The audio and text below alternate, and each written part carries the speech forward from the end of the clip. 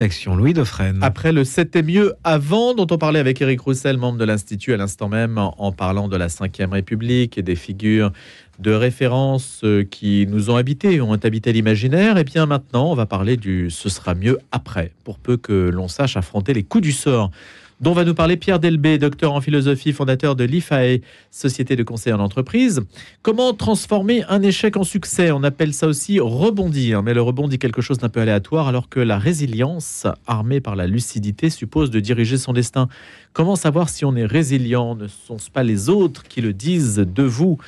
Pierre Delbé va donc essayer de nous renseigner là-dessus. Si jamais vous traversez une phase difficile, sans doute va-t-il nous revigorer en cette matinée. Bonjour Pierre Delbé. Bonjour Louis. Alors, la résilience, est-ce qu'on a une définition précise de ce que cela signifie? C'est un mot un petit peu bronzé qui est à la mode.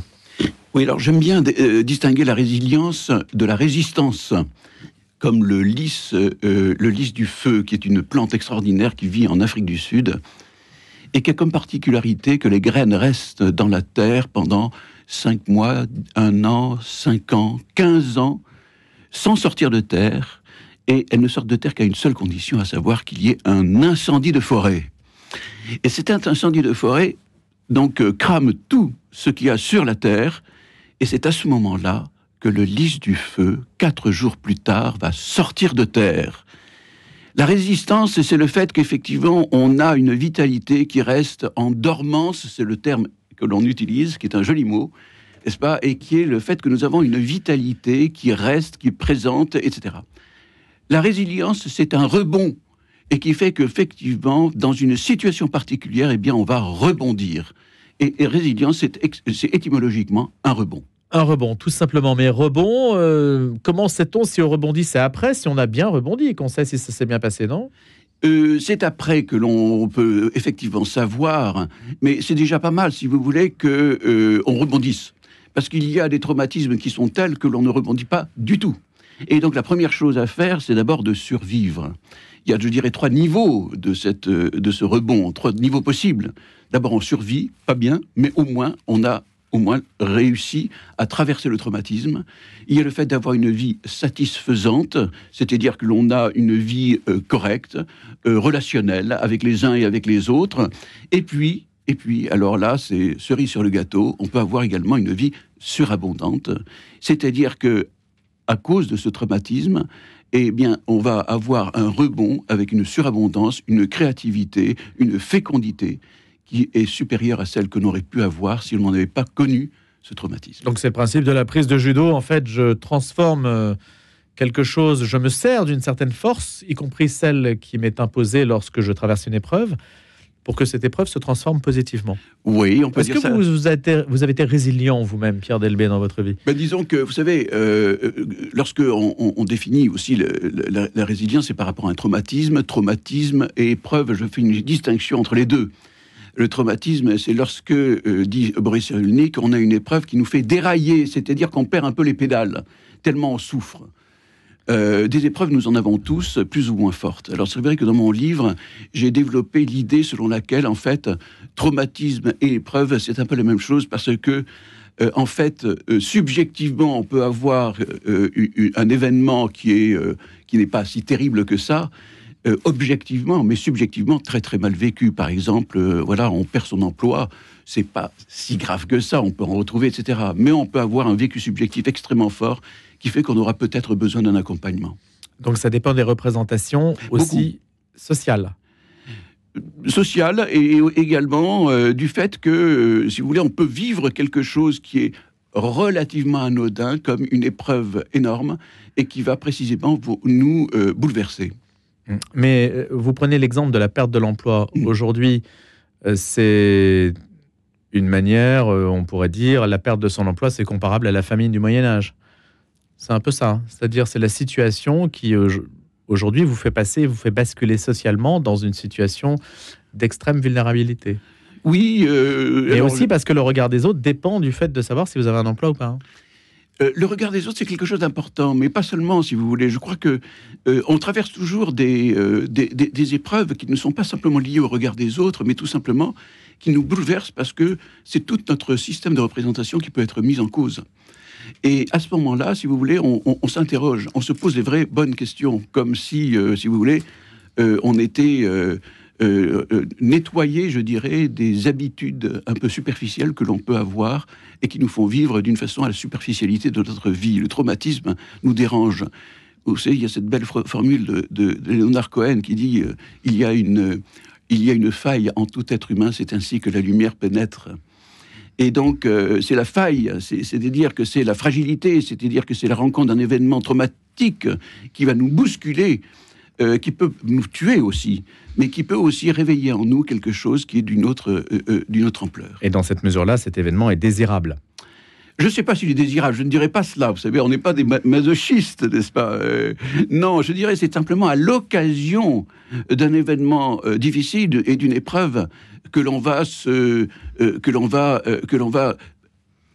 probablement trouver en nous une vitalité physique, psychique, spirituelle, qui va nous permettre justement de sortir de nous-mêmes et de traverser cette épreuve. Non, il ne faut pas la rechercher en tant que telle, l'épreuve. Pierre Delbé, vous accompagnez des sortants de prison, notamment. Oui. En fait, c'était même l'origine de ce livre. C'est qu'en fait, j'organise des cafés philo pour des personnes qui sortent de prison depuis 2017. Et c'est une expérience extrêmement intéressante parce que ce sont des gens qui ont connu l'épreuve. Parce que, qu'on le veuille ou non, aller en prison, c'est pas une chose aisée. C'est quelque chose qui est vraiment une épreuve. Quelle que soit je dirais, la raison pour laquelle on est dans une prison. Et donc, ces gens-là ne sont pas forcément d'une culture, comme vous pouvez l'imaginer, extrêmement grande, mais ce sont des gens qui ont vécu quelque chose de difficile et qui ont besoin de se reconstruire.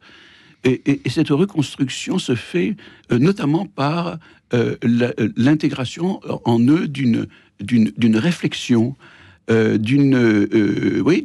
penser des fondamentaux de leur vie. Qu'est-ce que c'est que la trahison? Qu'est-ce que c'est que la justice? Qu'est-ce que c'est que l'amitié? Qu'est-ce que c'est que la confiance? Voilà des thèmes que nous abordons et qui leur permettent, je dirais, non seulement de mettre des mots, de clarifier en tout cas, je dirais, des expériences qu'ils ont eues. Et cela aboutit à une forme de résilience. Alors, c'est le mieux que l'on puisse espérer. Je n'ai pas cette prétention de dire, vous savez, grâce non, mais c'est pour cela que vous le faites. Mais bien sûr, c'est bien pour cela que je le fais. Cela entre, je dirais, dans un cadre beaucoup plus large. Il y a un accompagnement avec des formations, communication, accompagnement administratif, coaching, etc., etc. Et dans ce cadre-là, j'anime des cafés philo. Ce n'est pas la seule chose qu'ils font. C'est une belle expérience humaine. C'est une expérience humaine que je trouve extrêmement enrichissante et étonnante. Parce que quand j'ai affaire à des gens comme ça, je ne sais pas ce qu'ils ont fait, et heureusement peut-être, et je suis toujours assez fasciné par la capacité qu'ils ont de prendre au sérieux les questions qui leur sont posées, de les prendre au sérieux et d'y réfléchir par eux-mêmes avec beaucoup d'authenticité, peut-être pas beaucoup de moyens, mais beaucoup d'authenticité. Et donc, cette expression qu'ils ont leur donne donne du sens à leur vie. Oui. Alors justement, puisque vous parlez de sens à la vie, il n'est pas facile, il n'est pas donné ce sens de la vie, en fait. Il y a beaucoup de raisons de penser qu'on ne sait pas pourquoi on est ici-bas. Pierre Delbé, en réalité. Alors, trouver une raison de vivre, ce n'est pas si simple. Trouver une raison de vivre, ce n'est pas si simple. Vous savez, je trouve que derrière cette réflexion sur la résilience, derrière cette réflexion sur le fait que, effectivement, nous traversons des événements qui sont difficiles, c'est toute une vision de ce que c'est qu'un être humain derrière. Et j'aime bien dire que qu'est-ce que c'est qu'un être humain? Qu'est-ce que c'est qu'une personne humaine? Une personne humaine, c'est quelqu'un qui surabonde. C'est, vous voyez, qui abonde en sens, quelquefois le manque de sens de ce que nous vivons. Voilà, devant la bataille de Solferino, Henri Dunant est absolument épouvanté par ce qu'il voit, à savoir des blessés par milliers. Il va donner beaucoup de son énergie avec d'autres pour sauver des blessés. mais il ne réussira qu'à en sauver 10%. Et cela va donner lieu à ce que j'appelle une surabondance. Il va être le créateur, quelques années plus tard, de la Croix-Rouge, qui part d'un principe extrêmement simple, c'est savoir qu'un blessé, quelle que soit sa nationalité, mérite d'être secouru, parce que nous sommes tous frères. Voilà ce qu'il disait. Vous voyez, c'est ce que j'appelle le fait qu'une guerre, une bataille, des blessés, un champ de bataille, il n'y a rien de plus absurde que cela. Alors justement, Pierre Delbé, c'est la raison de votre présence. Si, pour affronter les coups du sort, donc ce petit traité de résilience peut nous aider, l'idée de savoir comment notre société aujourd'hui, comment détecter les Henri Dunant, comment les susciter, comment répondre à l'aphasie, à l'apathie par la surabondance. Comment, évidemment, ça ne se décrète pas. C'est souvent un mécanisme, le mécanisme propre d'une personne qui agit. Et c'est là que c'est l'arbitraire de l'existence. Certains vont agir quand d'autres n'agiront pas. Comment justement faire en sorte que ces personnes surgissent et surabondent pour les autres ? Bon, alors, s'il y avait une méthode, c'est vrai que nous l'utiliserions d'une façon abondante, si je puis dire. Je dirais que, si vous voulez, il y a 3 niveaux. Il y a 3 niveaux de vitalité. D'abord, si vous voulez, il faut avoir la santé. Excusez-moi, mais il faut avoir la santé parce que les personnes résilientes, ce sont des gens qui ont une santé de fer. N'est-ce pas? Voilà. Il y a la question également de l'intelligence, de la spiritualité. Voilà un certain nombre de niveaux dans lesquels on peut aller chercher la vitalité. Parce que qu'est-ce que c'est que la résilience? La résilience, c'est cette capacité que nous avons à pouvoir chercher la vitalité qui est en nous. Et cette vitalité, si vous voulez, pour la chercher, il faut tout simplement se poser quelques questions pour savoir de quoi est-ce que je suis capable. De quoi je suis capable. Vous savez, les stoïciens disaient justement, c'est dans l'arène que l'on voit le gladiateur et que se décide le gladiateur. Mais j'ajoute toujours, le gladiateur, s'il se décide dans l'arène, il s'est quand même pas mal préparé avant. Il s'est préparé en s'entraînant. Et s'entraîner, ça suppose tout simplement qu'effectivement, on n'évite pas les petites difficultés de la vie, tout simplement. Pour aborder des grandes difficultés, il faut être aussi capable d'aborder les petites. Mais cette vitalité, vous la mettez au service d'autrui. Alors, je prends un exemple du film La Vie, auquel vous êtes sensible. Oui. Justement, vous allez nous en parler, Pierre Delbé. Oui. C'est un exemple. Oui.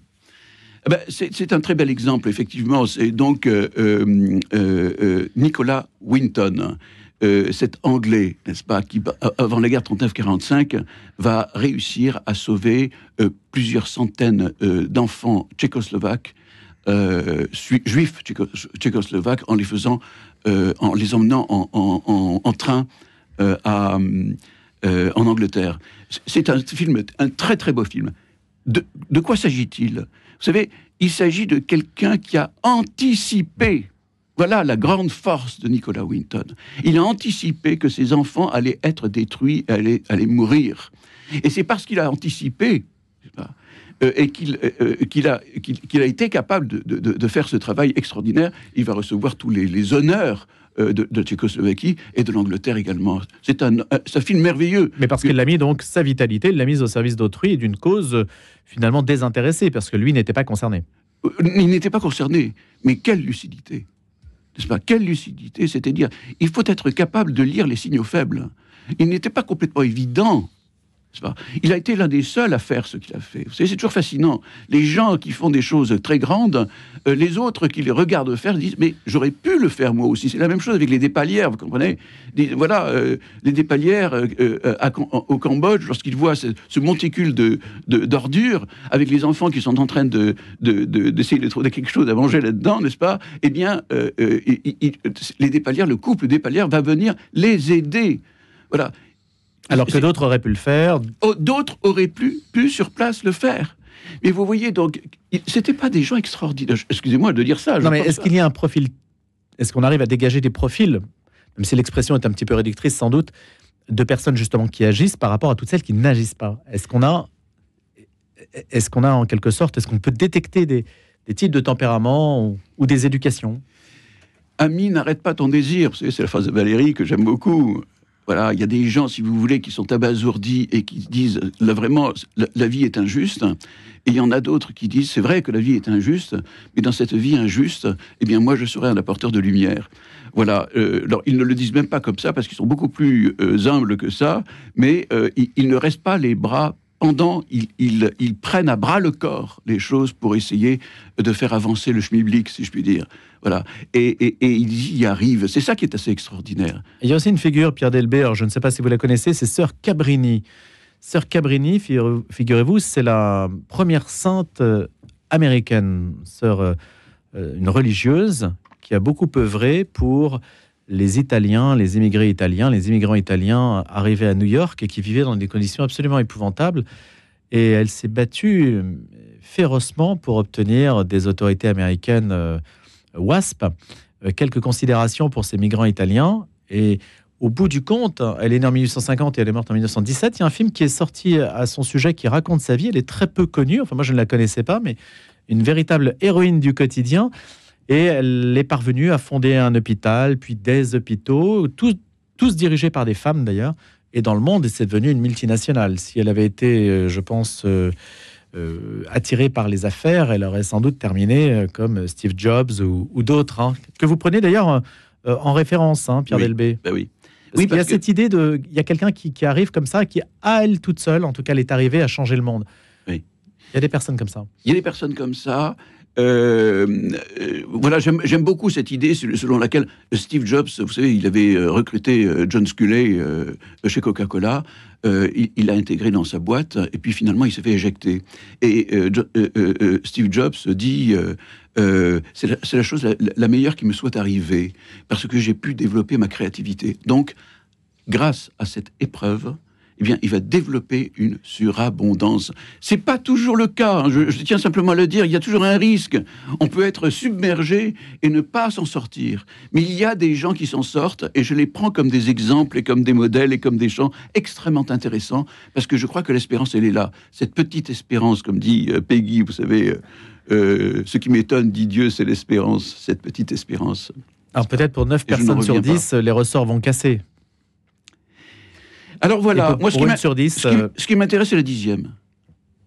Pourquoi je dis ça? C'est pas du tout pour dire les 9 autres ne m'intéressent pas, mais c'est pour dire, voilà, il y a tout tant que nous vivons, il y a l'espoir qu'il y a cette vitalité en moi à laquelle je pourrais accéder, vitalité biologique, vitalité spirituelle, vitalité d'amour, etc., que je vais pouvoir mobiliser pour accomplir quelque chose qui me dépasse. Vous distinguez, Pierre Delbé, en tout cas ce sont les psychologues qui distinguent les mécanismes de défense et les stratégies de coping. Oui. Est-ce que vous pouvez nous expliquer ce qu'est le coping? Le coping, c'est le fait, si vous voulez, en gros, ça vient de deux je dirais, traditions psychologiques différentes. Les mécanismes de défense, c'est plutôt freudien et inconscient, et le coping, c'est davantage les théories cognitives. Qui mettent beaucoup plus l'accent sur la conscience et sur la volonté et sur la délibération. Voilà. Et donc, qu'est-ce que cela veut dire? Cela veut dire que lorsque l'on rencontre une difficulté, eh bien, on peut avoir des biais, comme on dit, des biais cognitifs, n'est-ce pas? Voilà, j'ai une difficulté, eh bien, je vais l'exagérer, par exemple, ou je vais la minorer, ou je vais la personnaliser en disant, mais c'est parce que c'est moi qui va pas. Si je vis cette difficulté, c'est moi qui ne vais pas. Et donc là, un accompagnement en psychologie, notamment cognitif, c'est consiste précisément à dépersonnaliser, à faire comprendre, et à partir du moment où la personne comprend, eh bien, elle se libère. Eh bien, cette libération, elle fait partie précisément... Et comprendre quoi? Comprendre, par exemple, que ces biais cognitifs ou que ces habitudes qu'elle a, qui sont notamment des habitudes plus ou moins inconscientes. Vous savez, c'est un petit peu comme quand vous recevez un coup. Lorsque vous recevez un coup, qu'est-ce que vous faites? Eh bien, vous vous tendez pour éviter précisément que le coup fasse mal. Mais le coup a été tellement fort que quelque part, même lorsque le coup est parti, vous restez tendu. Eh bien, il faut à ce moment-là avoir quelqu'un qui va vous apprendre à vous détendre. Voilà, c'est exactement ça ce que fait un psychologue. Eh bien, il vous apprend à vous détendre, ou il vous apprend à prendre conscience que les attitudes que vous avez ne sont pas forcément les bonnes attitudes. Et en prenant conscience de cela, eh bien, vous commencez à vous libérer et à être davantage vous-même. Quand on parle de traumatisme, on peut penser aussi à la question des abus, Pierre Delbé. On sait qu'une institution comme celle de l'Église catholique est dans le viseur de ce point de vue-là. Est-ce qu'aujourd'hui vous êtes sollicité d'une manière ou d'une autre? Est-ce que vous avez un regard sur la question, quelle que soit la nature en fait des abus? Alors, ce qui est intéressant à mon avis dans la question des abus, moi je distingue, si vous voulez, 3 sortes de traumatismes. Il y a le traumatisme physique. Dans le viol, il y a un traumatisme physique, tout le monde le comprend, mais aussi dans la torture, etc. Il y a un deuxième traumatisme, c'est le traumatisme psychique, c'est-à-dire que l'on peut être habité par des images, par des représentations, par des souvenirs qui nous terrorisent ou qui nous bouleversent. Et puis, il y a un autre traumatisme dont on ne parle pas souvent, et sur lequel j'insiste, c'est le traumatisme, je dirais, éthique ou moral. C'est-à-dire qu'il y a une blessure qui est une blessure dans notre dignité. Victor Frankl raconte cette histoire que j'aime beaucoup lorsqu'il était, c'est un grand psychologue, lorsqu'il était dans les camps de concentration en 39-45, il raconte cette histoire. Il était en train de se promener avec un soldat nazi. Et le soldat nazi il tombe par terre, et par terre c'est de la boue, il y a de la boue partout. Et donc il se relève, il regarde ses mains qui sont pleines de boue, il se tourne vers Victor Frankl et il s'essuie les mains sur Victor Frankl. C'est ce que j'appelle un traumatisme moral, c'est-à-dire que là-dessus, Victor Frankl, qui est une personne normale comme vous et moi, a été transformé en essuie-mains, n'est-ce pas? Et donc en chose. Cette réduction est une réduction où la blessure dans la dignité est quelque chose d'extrêmement profond. Victor Frankl, un dernier mot peut-être justement, Pierre Delbé, grand psychologue, vous en parlez, hein, oui. La philosophie comme thérapie. Absolument. Aussi. Oui. Alors bon, moi j'aime beaucoup Victor Frankl parce que, si vous voulez, je trouve que c'est un philosophe qui montre que la question du sens, je dirais, est une question qui déborde largement la vision pulsionnelle et sexuelle de Freud. C'est-à-dire que lorsque j'ai des problèmes existentiels, ce sont des problèmes existentiels, c'est-à-dire quel est le sens de ma vie. Et la logothérapie que va développer un homme comme Victor Frankl est précisément cette capacité que nous avons, grâce donc à un accompagnateur éventuellement, eh bien de pouvoir élucider le sens de notre vie, de pouvoir mieux le définir. Et mettre des mots dessus. Exactement. Chose capitale. Exactement. Merci Pierre Delbé à nous avoir aidé à affronter les coups du sort, ainsi que vous en parlez dans ce petit traité de résilience paru aux éditions Artege. Je rappelle que vous êtes docteur en philosophie. Excellente journée.